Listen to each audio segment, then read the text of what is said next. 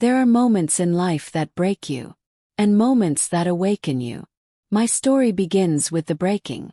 For 21 years, I believed I had a solid marriage, stable routine, a loyal husband, a home built on trust and love. But the truth is, sometimes the people we trust most are the ones crafting the most beautiful lies. And sometimes the betrayal doesn't happen far away. It happens under your roof. I met Julian when I was 24. I was working as a receptionist at a dental clinic. He was a new patient who walked in with a shy smile and a little joke about hating dentists. He made me laugh. He made me feel seen. And for years I held on to that feeling like it was the core of our life. We married young. We didn't have much, but we had each other. We built a home from scratch. We painted every room together. We fought about curtains, about money, about forgetting anniversaries. But we always made it through. Or so I thought. Our home had a guest room. We painted it blue together during our 10th year of marriage. We planned for it to be a nursery one day. But that dream never came. Instead, that room would one day hold the secret that destroyed everything. Julian worked in a marketing office. Nothing glamorous, but enough to keep us comfortable. He was steady, predictable, balanced. Until he wasn't. The change was slow, like a curtain being drawn inch by inch. He stopped asking how my day was. Stopped making coffee in the morning. Stopped sitting next to me on the couch. Stopped touching me altogether. First I blamed myself. I thought maybe I wasn't interesting anymore. Maybe I talked too much about work and chores. Maybe routine had numbed us. But then came the phone. Always face down. Always in his pocket. Always locked with a new password I didn't know. I asked playfully once, "Why the new password?" He smiled with that half-laugh men use when they're hiding something. "Oh, it's just for work files." I wanted to believe him. So I did. The first time he mentioned Sophie, it was casual. "Oh, a new girl started at the office. She's pretty sharp." I didn't react. Why would I? People change jobs all the time. But then her name kept coming up. Sophie remembered that joke I told. It made her laugh for minutes. I stayed late because Sophie needed help finishing a campaign. You know, Sophie and I talked about traveling. She's been to Greece. Every time he said her name, something tightened in my chest. Not jealousy. Not yet. It was something else. Like my intuition whispering, "Pay attention." But trust makes you deaf sometimes. It was a rainy Tuesday. The kind where thunder shakes the windows and the whole world feels gray.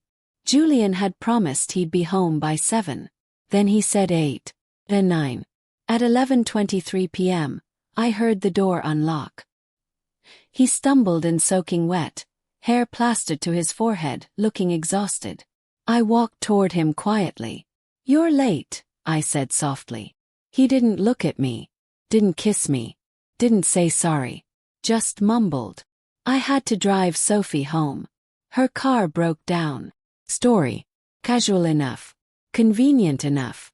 Except for one detail. His shirt smelled like perfume. Floral one. Not mine. Not anywhere close to mine. From that night on, everything changed. He began staying late because Sophie needed help. He took long showers as soon as he got home. His phone lit up constantly, always turned away from me. He worked weekends suddenly. He stopped wearing his wedding band. One morning I found it in the bathroom drawer. When I asked why he wasn't wearing it, he shrugged. "It's uncomfortable." That ring had been on his finger for 2 decades. It had never been uncomfortable before. I didn't say anything, but inside, a storm was forming. One night, I woke up at 2:16 a.m. The other side of the bed was empty. I walked into the hallway and heard the faint whisper of Julian's voice, coming from the guest room. I pressed my ear to the door. His voice was low, gentle, a tone he hadn't used with me in years. "I miss you too. Promise. I just need time." My knees almost gave out. He paused, then said, "No, she's asleep. She won't know." Me. Felt sick. He was talking to Sophie. 2 in the morning. From our guest room. The room we had once hoped would be a nursery. He emerged 10 minutes later, startled to see me awake. "What are you doing up?" he asked. "I heard you talking." "Oh, work call," he lied instantly. I didn't argue. I just stared at him. Sometimes silence says more than a scream. The truth arrived quietly. Julian left for a shower that evening. And for the first time in months, he left his phone on the kitchen table. Unlocked. A message popped up. From Sophie. "Did you get home safely? I miss your arms." Froze. Another message followed. "Don't forget Friday. I'll bring the wine this time." I don't like her being there when I am. Makes me uncomfortable. Her. Me again. Picked up the phone. My hand shook. My heart pounded loud enough to hear. I scrolled. And there it was. Photos. Kisses. Messages. Conversations. Promises. Plans. And the final stab. "I loved sleeping in your house. It felt like ours." Sleeping. In my house. The guest room. The night it stormed. The night he came home smelling like perfume. The night he said he drove her home. Well, he didn't drive her home. He brought her home. He brought his lover into my house.